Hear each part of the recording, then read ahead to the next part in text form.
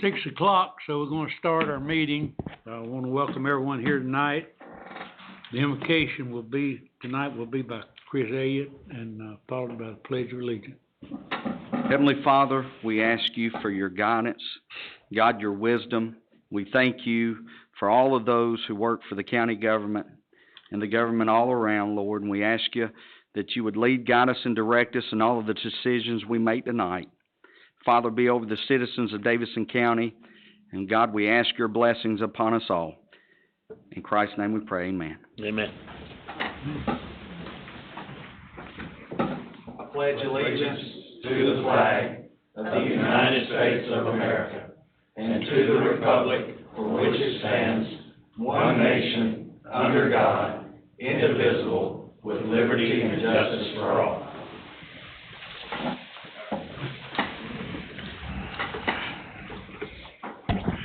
Again, we welcome everyone here.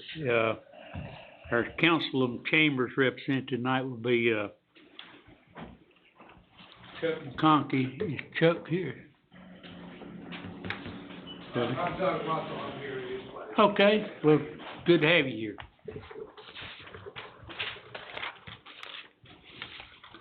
If you haven't registered for public address and want to speak tonight, not in the public hearing, but public address, you still got time to register. Adoption of the agenda is next. Casey Smith has requested that agenda item 8H, approval of the administrative services agreement renewal and health reimbursement account agreement with BCBS will be pulled from the agenda. It will be placed back on the June the 25th agenda. And Mr. Sutter has asked that parish replacements for Thomasville City Schools be added to the budget amendments. These documents were emailed to the board earlier today, and you should have a hard copy at your place now. Are there any other changes to the agenda? Mr. Chairman, just to clarify, you're talking about adding what Matt has added to item 8 in the budget amendment, so it's in the consent agenda, is that correct? In the consent budget amendments on. Okay, thank you, madam. Now, it'd be 8H. 8N. Mr. Chairman, I make a motion that we approve the agenda as amended. Are you right on that? Yes, sir. Okay. I'm good with it. We got a motion and a second, if you'll cast your vote.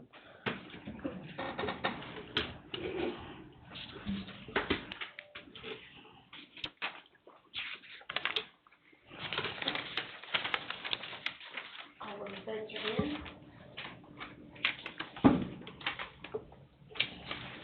And that motion carries 7-0. Next item is public address. Mr. Bill is the only person signed up to speak at public address this evening. Okay. Mr. Barney W. Hill.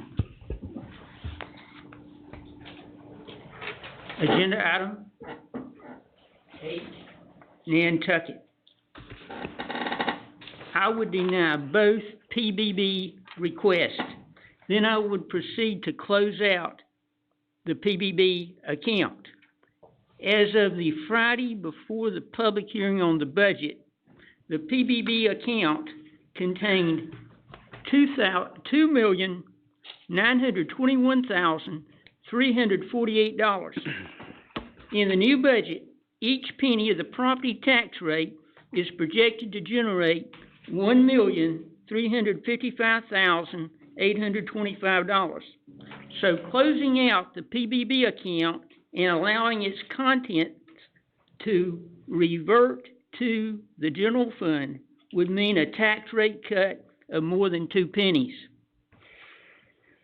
But one of those PBB requests involves renovations to the Lexington Library. The immediate request is for $171,000.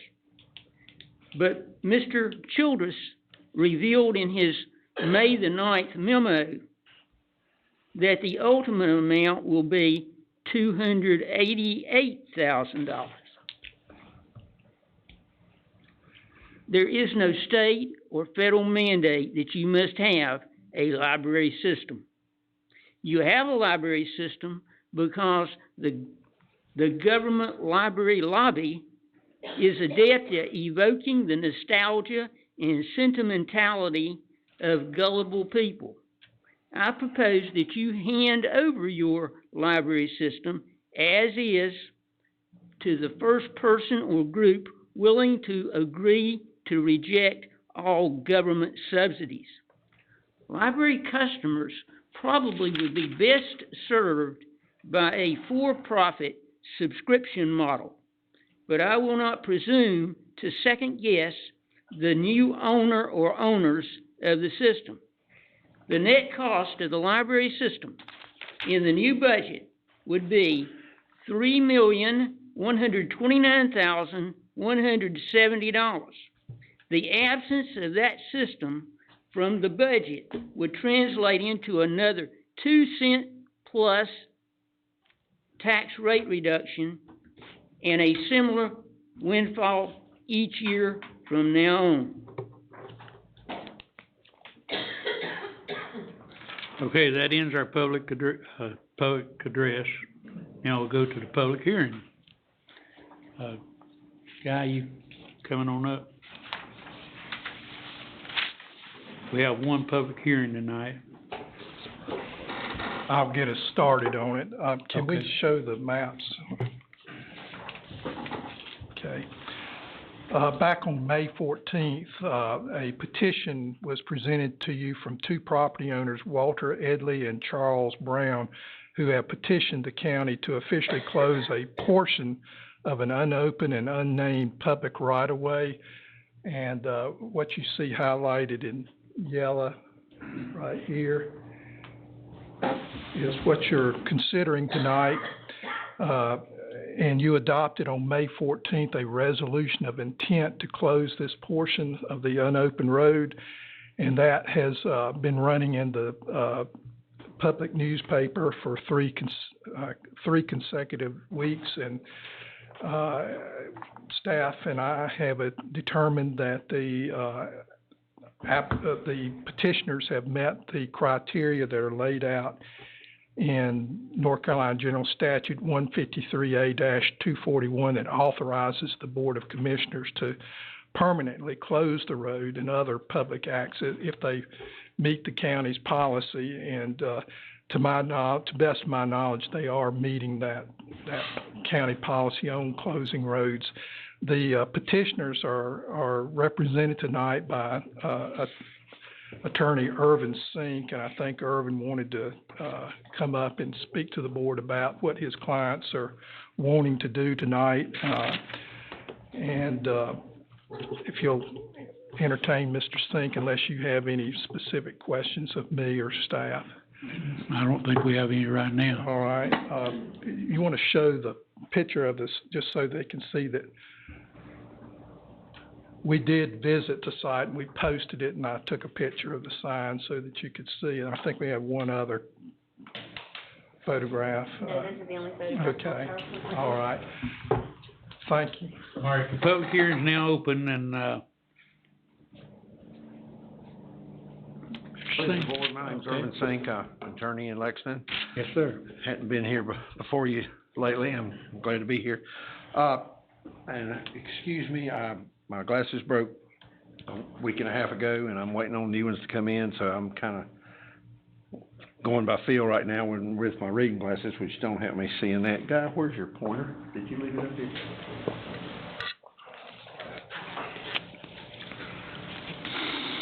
I'd just like to reiterate what, Mr. Corman said, that, I believe we've met the criteria laid out in the petition, and it's pretty self-explanatory. And, I need to ask Mr. Corman, has your department received any, complaints or any opposition that you're aware of?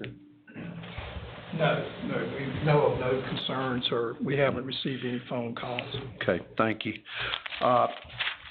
There are, as you can see, there are other, well,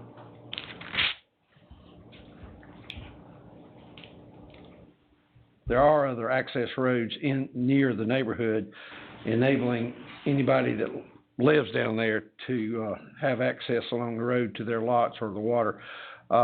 This highlighted area here, that's the portion of the unnamed drive. There was no name on the plat nor name assigned by the tax office. It's not been opened. The petitioners own on both sides of it, where I'm pointing now, lots 81 through 89, and then owned by Mr. Brown, and Mr. Edley owns, and his wife own these lots right here. And they've agreed to, to try to get this road closed. There are other access roads enabling water access all over the area there that you can see, and no one is affected by this closure.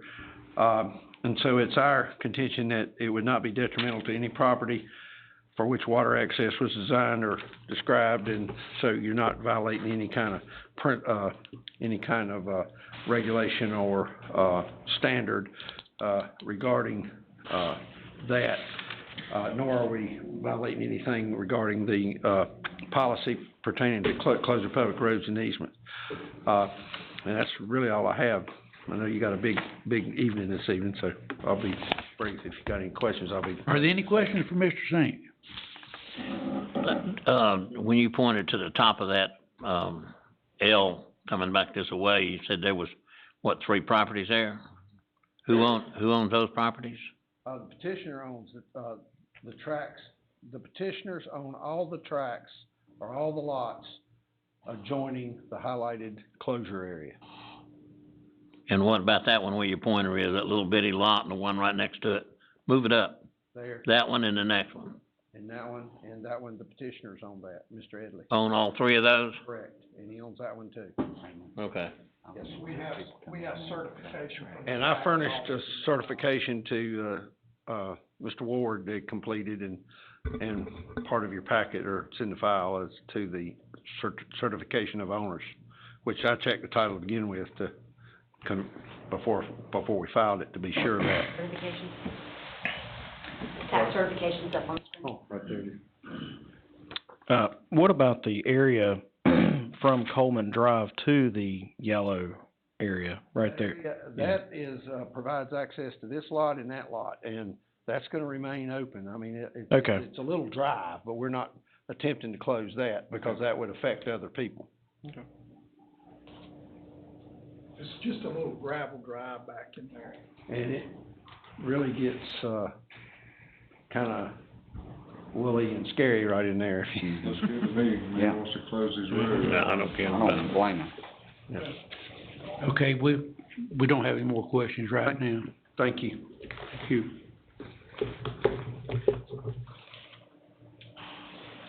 Is there anyone in the audience who would like to speak for or against this, request?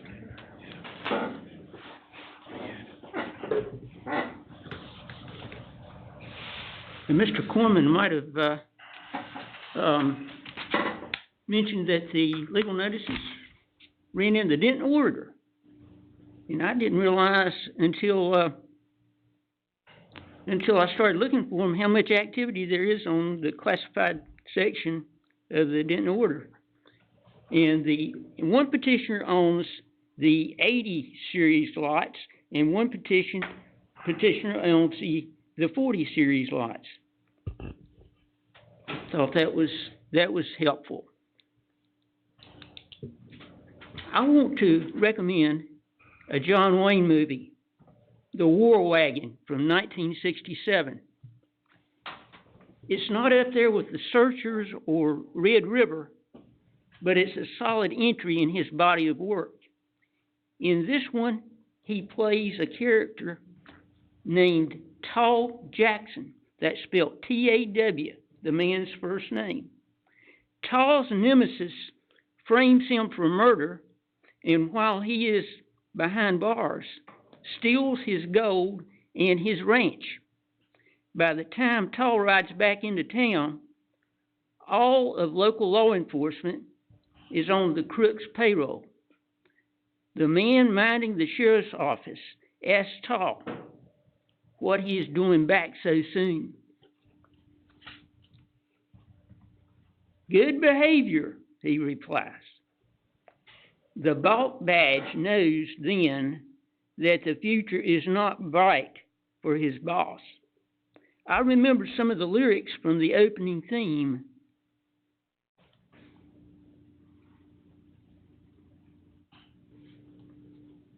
"3 years in prison made me dream a lot of dreams. Sometimes the dream is not as easy as it seems.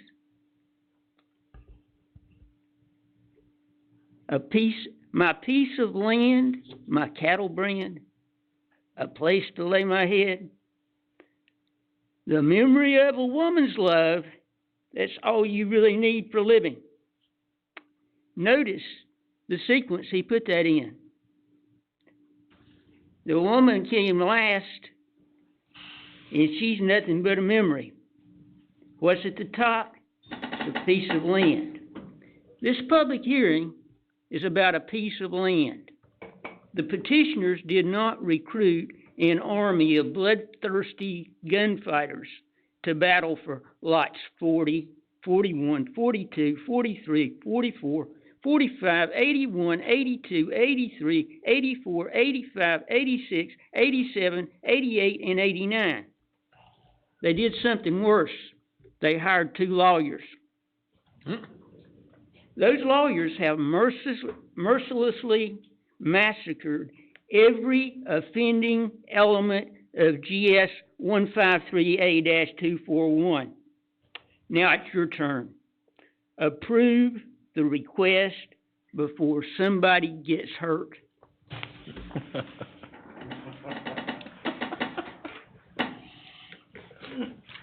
Is there anyone else in the audience that wants to come up and speak? Wonder when we're gonna get to that. Okay, I'm gonna close the public hearing then and get Guy back up here for your recommendations. It would be staff's recommendation that you adopt the resolution on order to close this. We feel like it meets all of the criteria under the general statutes and county policy. Okay, are there any questions for Guy or? No, Mr. Chairman, if you're ready for a motion before anybody gets hurt. Somebody go to prison. Okay, give me a. Mr. Chairman, I'd like to make a motion that we approve this rezoning request and also the statement of consistency. You said, we got a motion and a second to approve this. If we might hesitate for a moment, this actually falls under a different statute, 153A-241, and I believe the motion would be to approve the resolution closing the roadway. Yes. Okay. All right, I amend that motion to what Chuck just said. There you go. And I got a That way second. nobody gets hurt. Yeah, that's right. Okay, so everybody, if you'll cast your vote.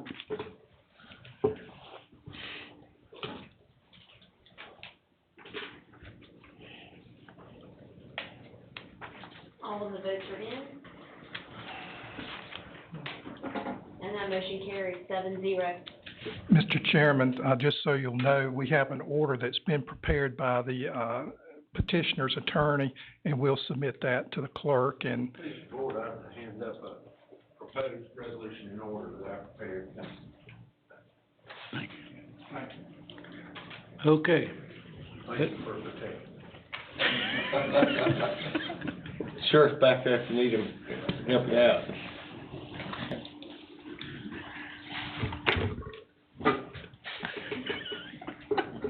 Okay, next item, is our consent agenda. Are there any items on the consent agenda that, anyone wants to discuss or pull off or? Mr. Chairman, hearing none, I make a motion, we approve the consent agenda. Okay, we did pull, we amended the consent agenda, yeah.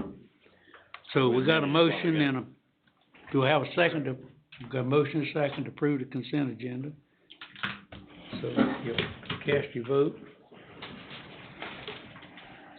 All of the votes are in. And that motion carries 7-0. Okay. Next item number 9 is deliberations. Our first item was a presentation by Saving Grace Canines. So it's a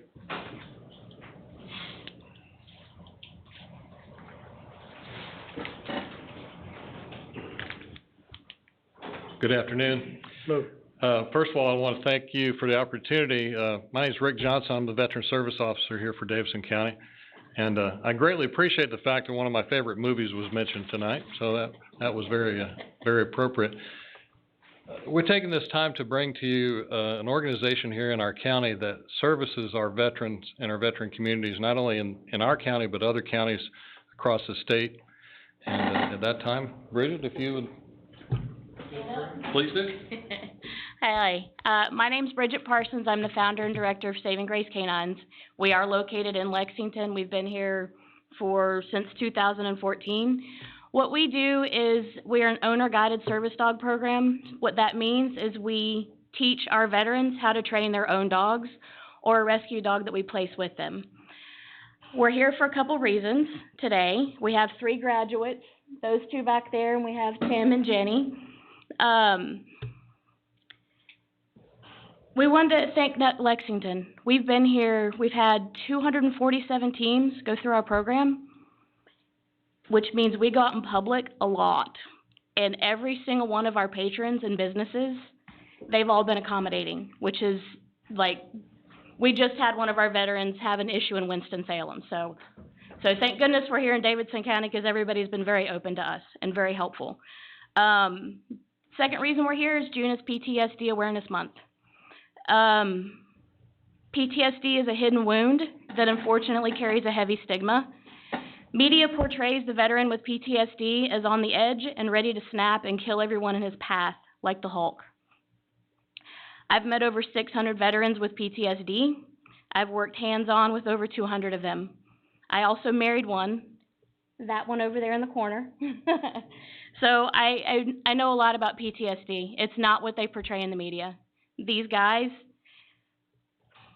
are more like the tattooed Captain America. They're honorable, hardworking, they're family-oriented, stoic, and protective of their family and country. They laid their life on the line for us. They're our heroes. Want to go ahead and introduce Tim and Jenny. These are, go ahead. Good evening, and thank you for allowing me to speak on behalf of Saving Grace and the enormous impact they have on veterans and their families. My name is Jenny Bloom. I'm a teacher at Southmont Elementary School here in Davidson County. This is my husband, Tim Bloom. He is a Gulf War veteran and is currently the foreman at Salisbury National Cemetery. And King is our furry son. Tim has been diagnosed with service-connected PTSD. For those of you that have only heard stories about people with PTSD, it is a completely debilitating condition, marked mostly by anxiety and depression that can be aggravated by stress. Living with a person suffering from PTSD can be challenging, overwhelming, and most often heartbreaking. Common daily experiences such as basic shopping, sleeping, and working can end up as impossible tasks. I can't imagine how horrible it is to be involved in a war to protect our freedoms, but I can feel the pain and sadness driving through the National Cemetery, seeing family members hugging or crying at loved ones' graves. I cannot imagine feeling that same pain every day, burying veterans for a living. This is what Tim does on a daily basis. About 2 years ago, Tim started experiencing increased stress at work. This stress led to elevated night terrors and sleepwalking, which eventually ended up causing him to fall during his sleep over into a stairwell about 10 feet. This incident led to physical disabilities. All of these things have wreaked havoc on Tim's emotional well-being and impacted the severity of the PTSD. Every day I worried that I would come home and I would find Tim had committed suicide. If I could not get him to answer the phone, I would ask some of our neighbors to go check on him. I found him crying one evening when I came home. I took his treasured guns away from our house, and someone from the community sent the sheriff's department to do a welfare check on him. On October 19, 2017, I was stopped at a traffic light on Fairview Drive and Center Street. I was praying for a miracle to help our family. I looked across the street and saw Saving Grace Canines for Veterans storefront. It was like I had been placed at that very light at that very moment for a very specific reason. The next day, I looked up their website and saw the quote, "Every 65 minutes, a veteran commits suicide." That could be Tim, I thought. I read on and found a place that allowed me to submit an application for a service dog. I filled it out and submitted it for Tim, and then I told him what I had done. He seemed interested, but really not sure. On October 21st, James called to ask us to come in for an intake interview. It was obvious when we arrived that there was a sense of camaraderie for veterans just with the people that were there. But then King came out from behind a counter. He had been returned by a veteran that said he could not handle him. He's very stubborn, and it takes a lot of patience to handle him. I know that my words will not accurately be able to capture the next events, but without any doubt, King chose my husband, Tim. During the next half hour, King laid down at Tim's feet and would not move. Tim walked outside for a moment, and King whimpered at the door until he came back inside. We left that day with King. There's something about a dog, man's best friend, that makes things better. They listen without speaking. They love you unconditionally. They do not judge you. They pay attention to you and just seem to know when you need something, even if it's a chin on your lap or a paw on your hand. I sometimes feel left out with the relationship between King and Tim. It's their thing. They have a special bond, but for all my trying to help, King gives Tim something that I just can't give him. I've spent a lot of time thinking that I can help Tim, but I realize that I can't. I have no idea what he went through while he was in the Gulf War. I have no idea what it's like to bury veterans day after day. King's silent, gentle, unconditional love has done more for Tim than I could possibly understand. PTSD is a lifelong disability. Tim will continue to deal with the symptoms and learn ways to handle the stress and anxiety for the rest of his life. More people need to understand PTSD and the power and love and support that a service dog can give their partner. I can say for sure that Saving Grace and Houndstooth Academy and King have saved my husband.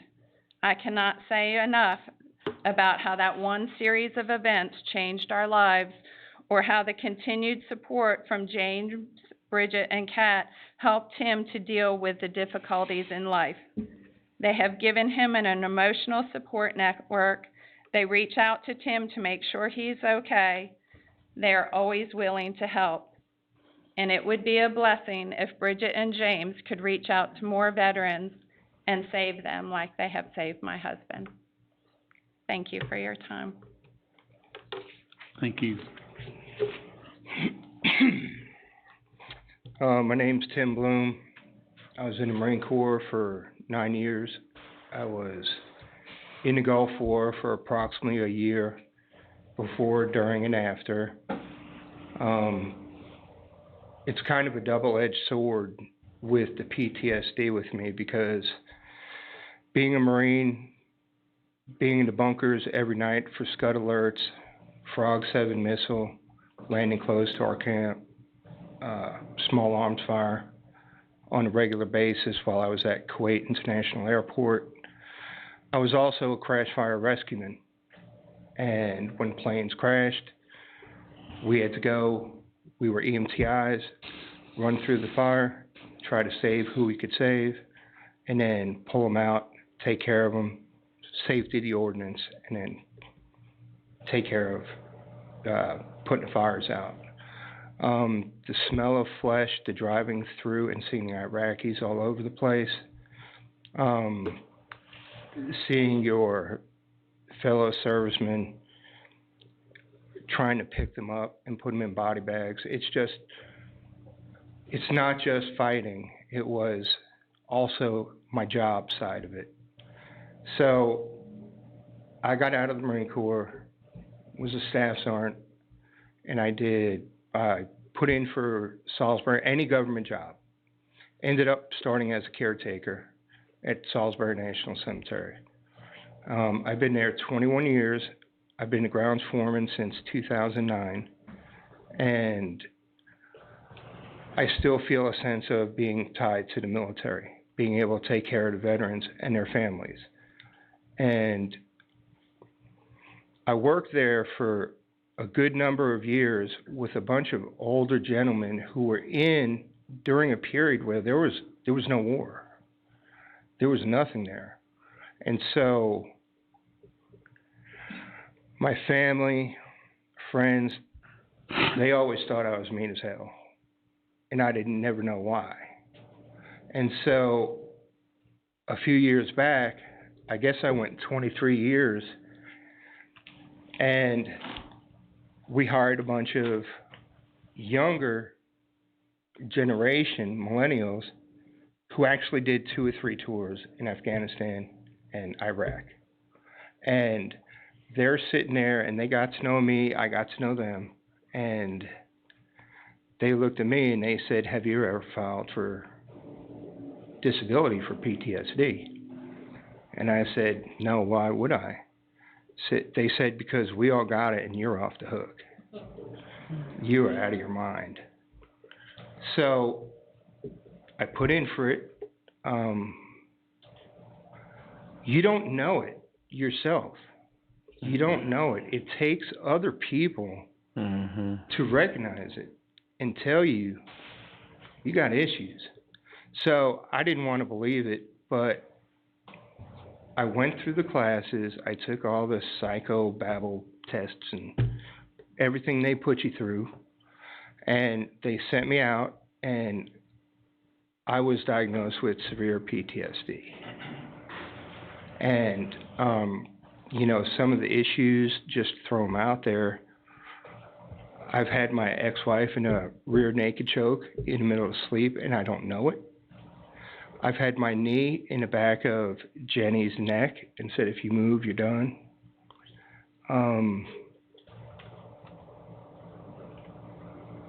It's dangerous for me to have guns at this point in my life, but I still love them. And the only 2 I have is my service rifle right here, not the new one, the original one, 20-inch barrel, and the rifle of my enemy. But they're locked up. I don't know where they are. And because at this point in my life, I can't be trusted with them. So I did have welfare checks. Like I said, I went 23 years without being diagnosed, and it causes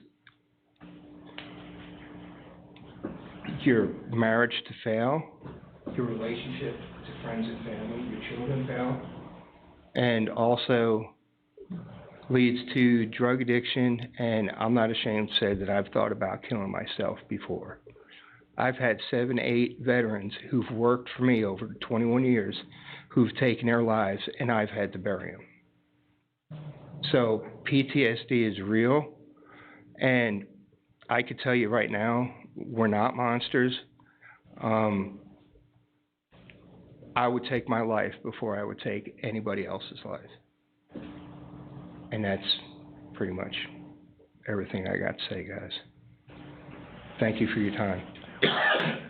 Thank you, Tim. 22 veterans a day commit suicide.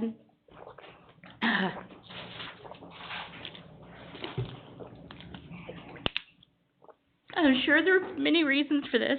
Maybe because they're embarrassed to reach out for help, because they don't feel like they're understood. Tim?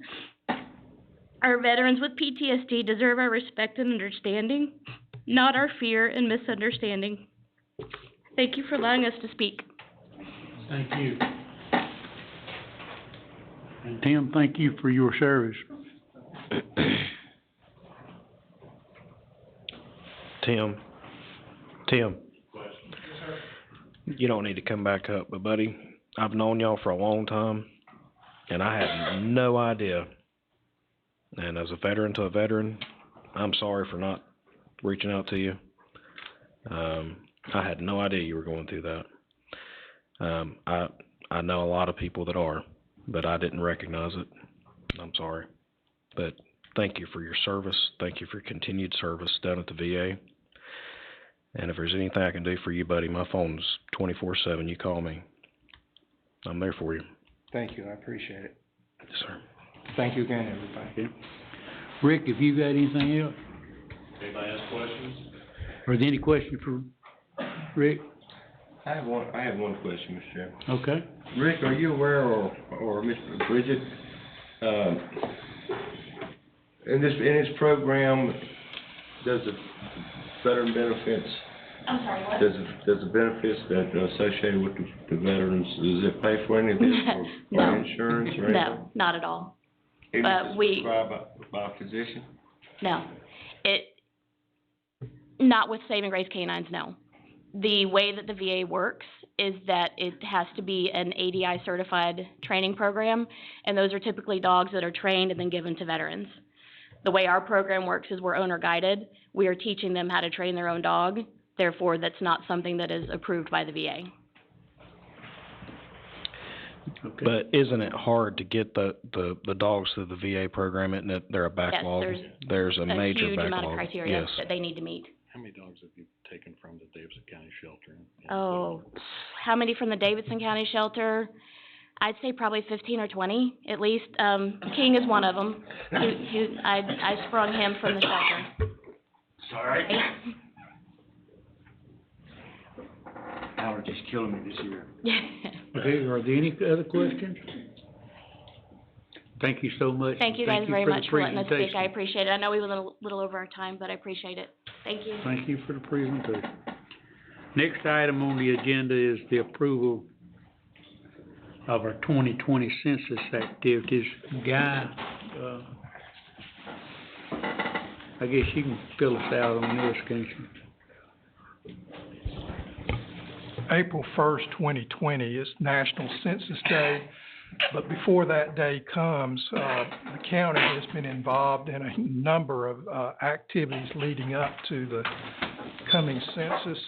And what we would like to do tonight is have the board adopt this resolution in support of the upcoming census activities to help raise public awareness. And if you'll indulge, I'm going to ask Scott Lynn, he's got a better voice than I do, but if you don't mind, if I'll have him read this resolution. Yes, Scott, come on up. We'd like to come back in a couple of months and for your informational meeting, do a more detailed presentation on what we got planned for the census next year. This is just kind of the start of it. I want to read this as a resolution in support of a Davidson County Complete Count Committee for the 2020 decennial census. Whereas every 10 years, in accordance with the Constitution, the United States Census Bureau conducts a count of all persons residing in the 50 states, Puerto Rico, and the island areas of the United States. Whereas the population totals from the census determine the number of seats each state has in the U.S. House of Representatives and help determine how the state of North Carolina draws its state legislative districts. And whereas the federal government distributes approximately $675 billion in federal funding each year based in part on census data, and whereas census data helps all levels of government forecast needs and plan programs and services to address those identified needs, and whereas responses provided to the U.S. Census Bureau are confidential, protected by federal law and are not shared with other agencies. And whereas the Davidson County Complete Count Committee will be a volunteer committee that will play an integral role in ensuring a complete and accurate count of residents as of April 1st, 2020, National Census Day. And whereas Davidson County is committed to working with all local governments within its borders and community organizations to ensure every citizen is counted, now therefore be it resolved, the Board of Commissioners of Davidson County supports the appointment and participation of a complete count committee, as well as Davidson County employee participation in other activities intended to promote and provide an accurate counting of Davidson County citizens for the 2020 decennial census, passed and approved this 11th day of June 2019. Okay, can I have a motion and a second to approve the creation of this complete count committee? I believe I said that right. And adoption of the, resolution. So moved. Got a motion and a second, if you'll cast your vote. That was it, wasn't it, guys? Was there more before? I'm sorry, I didn't understand. Was there more you wanted to say before? No, Okay. that's fine. I just, in case you had any questions. Okay. All of the votes are in, and that motion carries 7-0. Okay. That was Karen.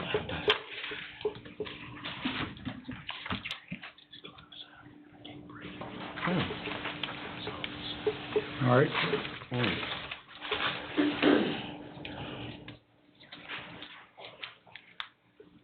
Item C, approval of the Barn Hill contract and request for early projects at Courthouse Addition. Casey, if you, Mr. Chairman, Dan Pruitt's here from Barn Hill this evening, along with our architect folks. And I think they're gonna walk through a brief, more concise version of what the Facilities Committee heard the other day about some of the courthouse items. And Dan's also got some pre-bid items I think we've sent out to the board that totals out to an amount that's within the 29 million we've kind of already scoped out for the cost of the project. Things we might be looking at to get started on so we don't sit still for the summer. We'd be sitting here till August. So I'm gonna turn this over to Dan Pruitt with Barn Hill to walk us through. okay. How you do, sir? Appreciate y'all having me here. To kind of recap a little bit what Casey said, we made a presentation to the facility committee, in a very detailed presentation of where the project status was. And if anybody has any questions about the project status, please let me know. We can certainly go into a lot of detail if you need any additional information. But one of the things that, the report on the project status is that we're within about 3 weeks of having the bid documents complete, and getting ready to bid the phase of that piece of the project, or the final phase of the project. And I did want to say our design team has really done exceptionally well. The process started in September, with us being released to design the project. And we had a couple challenges early on about the programming. Once that was resolved, but basically in about 4.5 months, our team has designed this building and created the documents in order for us to take it to bid in June. So they did a really good job, and I'd like to thank Dan and Bill. They led the way. So with that, our design is well underway. We have some additional user meetings to take place to go back over now what we've created to make sure all the user groups understand it. If they have any feedback, and we'll continue that process for the next 2 or 3 weeks. But the budget item, or the discussion about this, what we propose in the facility committee meeting, is this particular, as being an existing facility and existing areas, it has quite a few we call them early project requirements that we identified that we need to go ahead and get these items done if possible. So we had asked for approximately $1 million to be appropriated to the, so that we could go ahead and bid and actually do some work. It's within the budget, but we wanted to start. What we looked at is that, that made a lot more sense than waiting until the jobs go out, we bid the project, which takes about 4 weeks, and then a few weeks to, get all the documentation together, and then we have to, of course, coordinate with the commissioner's schedule to get it approved. So we had good reason to try to come up with, an early plan, as we call it. And some of those things we're trying to relocate the gas meter. We gotta relocate the transformer. We've gotta do some temporary access. We're gonna be constructing a ramp to the existing, Register of Deeds area about middle way of on the I guess the, north side, in order to, allow access, because, both the entrance and exit from the building, from the first floor, because we're gonna be taking out that big set of steps and that ramp that goes down to the Register of Deeds now. So we put forward a logistics plan that showed how that we were planning to do that, so we've got several things to do. We wanna get the site fenced in, protected. We wanna get started with our abatement, of the existing building, so we can go ahead and start the demolition, and then follow the demolition. And what we scheduled that is about a duration of somewhere around 45 to 60 days, which puts us just about where we need to be when we bring the GMP forward and say, here's our final budget for the project to move forward with the rest of the job. So, we hope that, and if you have any questions, certainly we wanna make sure we answer them, but we hope that you'll consider that request. So that's really to take about $1 million away from the amount for this project. It's all built into the total of the $29.5 million we've kind of set aside early on, right? And this is more or less for It's just an early start, demolition right? and moving some of these things. So we don't sit still for the summer before, so let a lot of time go by to get some of these early items done. I think the list is attached in the item. You can see it's demo and abatement, electrical, Okay. getting Are there any permitted questions? fencing together, all that kind of stuff. Any questions for this? Question for Casey. Okay. Yes, sir. This is part of the 2020 budget, Yes. and as of yet, we have not approved that budget. Should Well, this vote come after we approve that budget? No, we've already set the budget for the kind of the early estimate for the project is about $29.5 million. So we have a project ordinance now for the courthouse addition. Okay. We're working toward the GMP where we get the guaranteed maximum price come in. We won't know till that's completely all the way thought through, so. But right now we have a budget. We don't need additional appropriation. This is already factored into that. Okay, thank you. Okay, are there any questions? I do have a comment. Okay, make your comment. I would like to, and this is not, I thank you for what you're doing, but I would like to personally thank, Dwayne Childress, Alan Harris, the Support Services Department, the crews that are working under y'all for moving staff, making room for this work that we have to do.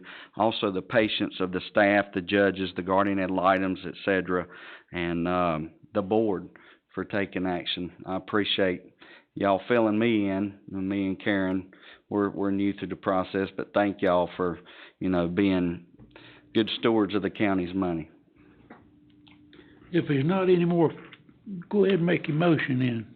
I'll make a motion that we approve. The early courthouse addition projects Yes, sir. as requested. Do I have a second? Second, Mr. Chairman. We got a motion and a second to approve it. If you cast your vote.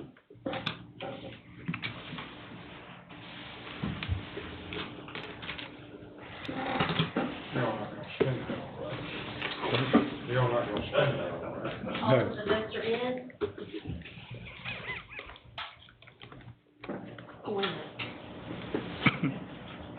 And that motion carries by a vote of 6-1. Thank you.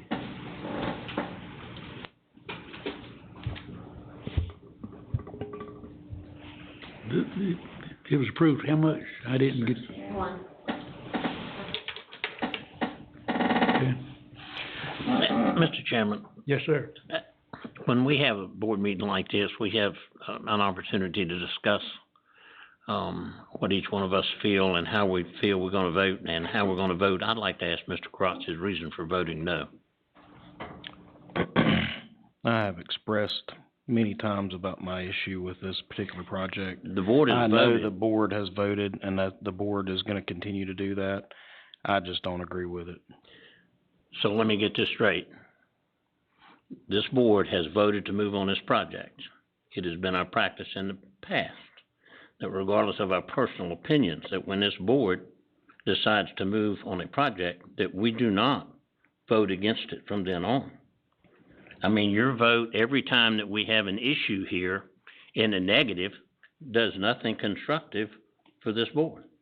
We would prefer to hear your thoughts. Thank you, Mr. Chairman. Any other comments on, we've already voted on this. Next item is adoption of the Davidson County 2019-2020 fiscal year budget. And, Zeb, you or Casey, who? All right, I'll take a start at the first. You know, we've, went through the process. We've had the public hearing. We had our workshop on the 4th. Once again, I'd really like to thank Casey, Matt, Debbie, all the folks that worked on this. They worked very hard. The department heads did a great job. Believe me, in all the budgets I've done here, this has been one of the tougher ones because we've had to squeeze in some things to keep the tax rate flat and get some things accomplished. So my hat's off to all the hard work these people put in. You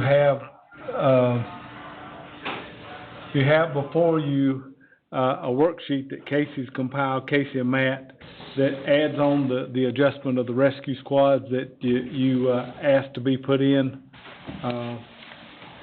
And with that being said, I asked my colleague across the way if he has any comments he'd like to add, but that we have before you all the changes we've made and we've submitted for your approval. Mr. Chairman, I have none other than thanking everybody. I mean, this is a long one, so I'm glad it's over, but we did get everything we needed to get in, and I think we accomplished what we wanted to accomplish. So I feel real good about it. And you got a revised budget ordinance there that incorporates the additional funds for the rescue squad, so seeing fit, I'll turn it over to the board. Real quick, Mr. Chairman. Yes, sir, go ahead.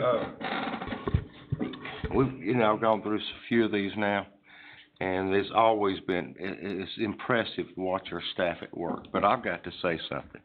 This year here has been the most impressive and the most uplifting because the process has been an ongoing process. It's not like all this stuff is dumped on us at one time. It comes to us, and I appreciate the way you guys keep us educated and brought up to speed and kept up to speed, and that makes the process so much quicker. And I really appreciate the job you guys do. I thank everybody, all the department heads, everybody in this room and everybody that's not here, they do, it starts and then it takes, to move them out, it takes everybody contributing to get to this point tonight, so. Well, I want to commend the entire administration here for what y'all have done this year. I agree with, what's been said. It has been a hard year, a hard budget for y'all. It was easy for us, I think, because you put everything in there we needed. But what I like about it is the fact that there were so many increases in this budget. Salary increases for the employees, health insurance increases, the increases we put in there for the first phase of the courthouse construction, and also school capital. All of that was in there. And we done all that and still held the tax rate to what you held it to. And we're going to talk about the tax rate again next year too, because you done a good job. So, are there any other questions or any comments? The only thing, Mr. Chairman, I'd like to talk about, I know Mr. Hill always picks on the PBB program, but this county has put back millions and millions in our general fund account because of that PBB program. Typically in our budget year, we factor in the cost to run the department, and then with lap salaries or costs that they don't inquire or use, they set back the funding for PBB, and then a percentage of that stays in their PBB fund, the rest of it goes back to our general fund, and that way, when they need to replace a vehicle, they get to spend it. And that way, we don't have to reallocate funds in a board, so I commend our departments that utilize the PBB program. I like the program, I think it works effectively, and it's able to save this county a lot of money. So, I know Mr. Hill's not a favor of it, but I commend our staff for utilizing it. Is there any other comment? Okay. I'd just like to echo what has been said as far as our staff is concerned. Okay, can I have a motion and a second that we approve the 2019-2020 budget? I'll make a motion. Can I have a second? Second.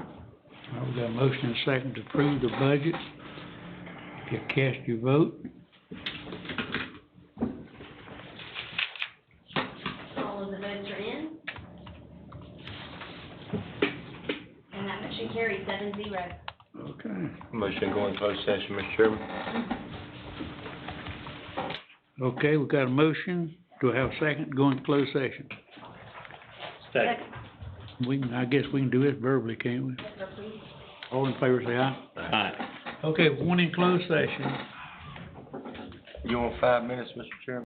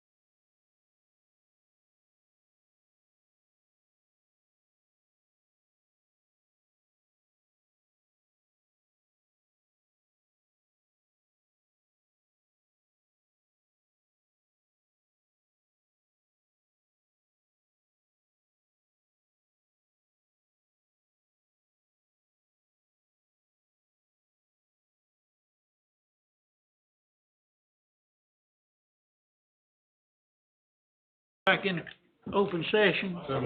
Second. Got a motion and a second, all in favor say aye. So we're back in open session and, Mr. Attorney. Mr. Chairman, the board considered three separate matters in closed session. With regard to real property, the board gave the county manager direction for further negotiation. With regard to the attorney-client matter, the board gave county attorney direction. And under personnel, the board considered and approved a modification of a contract for the county clerk. That's all, thank you. Good job, Mr. Chairman. We got a motion to adjourn, do I have a second? Second. Third.